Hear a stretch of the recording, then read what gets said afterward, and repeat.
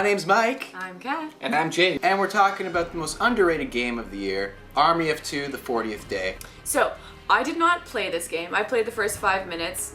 Look neat from that. But we're just going to talk to these guys, see how it is. Maybe they'll sell me on continuing to play it. First of all, the first Army of Two was crap, shit, garbage. 40th Day, huge step in the right direction. So, what is the story of this game? There's two guys and they're in Shanghai. And for some reason, there's like these missiles coming down from the sky and just blowing up everything. And I'm not talking like 1 or 2 buildings, like pretty much all the buildings you see in Shanghai. Yeah, the whole city's gone. Remember 9/11? Of course you remember 9/11. Times that by 10. That's what's happening to Shanghai right now.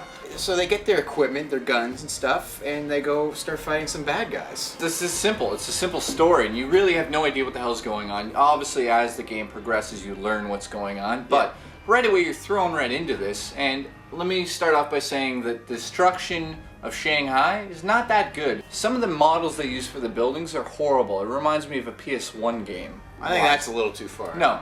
It doesn't look so good, okay? Well, how is the co-op? This is by far the best co-op game I've played for the last... Since Gears of War 2, right? Yeah, definitely. It's third-person perspective. It's a duck and cover game at heart. There's a lot of interesting, cool things that they've added. Like, if Jay is shooting someone over there, I'm like, Jay, there's a sniper over there. And this happens to video games all the time. Me and Kat, when we play, she's like, Mike, there's a sniper up there. And I'm like, where? And she goes, to the right, you bimbo.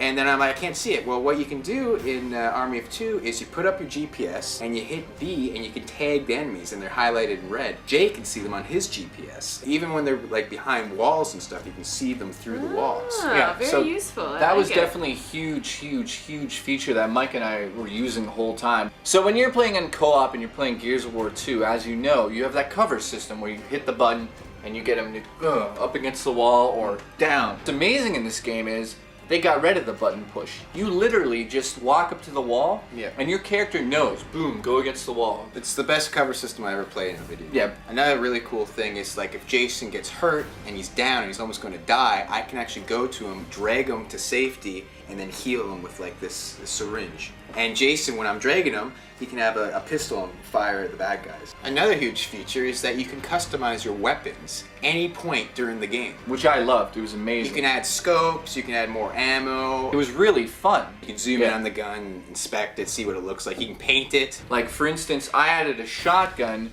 to my assault rifle. It sounds ridiculous, but I did it. The main thing here is it's about playing a co-op game. You have to play it together. Sometimes you get these objectives in your earpiece and you're following an informant who's an AI character in the game. Over the earpiece you get an order. You can either shoot the informant and make extra money or let him go.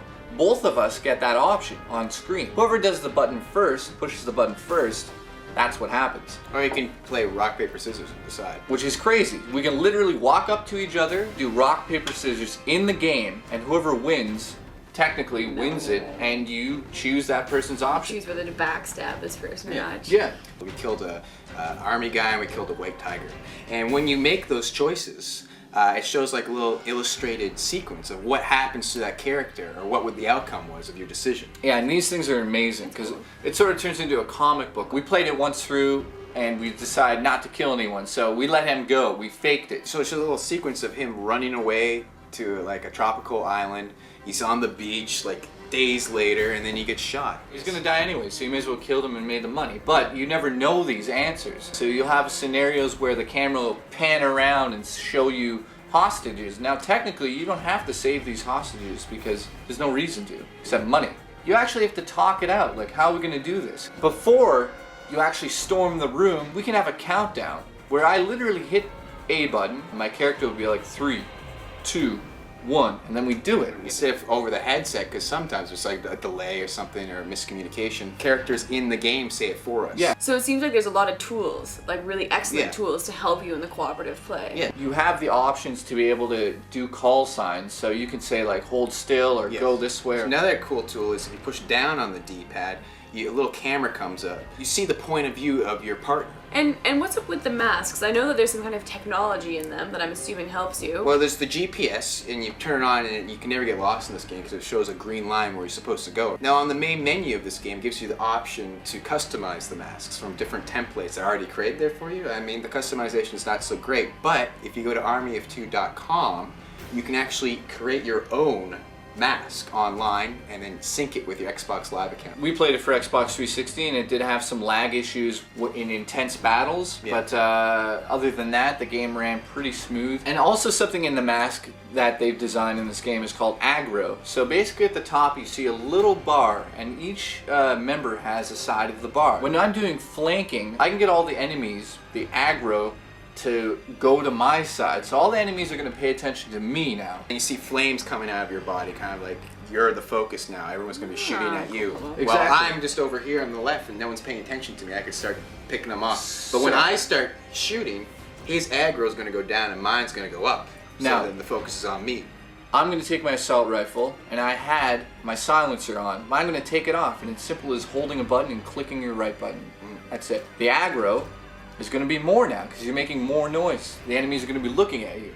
And I shoot like a madman, and then cover. Now all the bad guys are looking at me, while he goes up to the top level, snipes them in the face. We did the same thing in '94 in Tokyo. So this game is great. People are not going to actually give it a chance because the first one wasn't that good. But overall, I give it an 8.5. The campaign's kind of short. I did experience this one huge glitch where I had my scope on. When I shoot some bullets, it would go to the left of my target all the time, which is something you don't want in a shooter. I definitely give it an 8.5. I would suggest that this is a rental. It's not guaranteed to be a must-own. So overall, from what you guys have said, I mean, it sounds like it's an awesome cooperative game. They have all the tools and things that you would need to play it. Definitely. Right on, so I'm gonna have to check it out. Played a lot more than just the 5 minutes that I did. The co-op is the campaign, basically. It's meant to be played online. Yeah. You can play by yourself, you can play split screen, but really... Who's going to co-op play with online. themselves?